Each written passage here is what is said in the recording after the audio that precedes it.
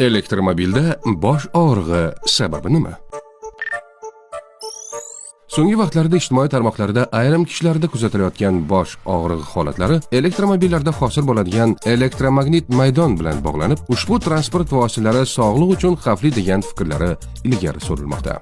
Ammo ilmiy manbalar nima deydi? Harakat kasalligi National Institutes of Health ma'lumotlariga ko'ra, harakat kasalligi ko'z orqali qabul qilingan harakat signali va ichki quloq vestibulyar tizim signallari o'rtasidagi nomutanosiblik bilan bog'liq. Elektromobillar silliq tezlashadi, vibratsiya kam, shovqini past.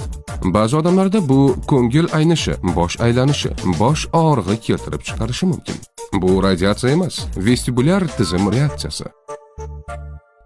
Psixologik omil. Nocebo effekti American Psychological Association tadqiqotlarida tasdiqlangan, agar inson biror omilni zararli deb qabul qilsa, organizm real simptomlar bilan javob berishi mumkin. Elektromagnit maydon. Hozirgi ilmiy tadqiqotlarda elektromobil elektromagnit maydoni bosh og'rig'ini keltirib chiqarishi isbotlanmagan. Tibbiyot 103 rasmiy kanalimizga obuna bo'ling.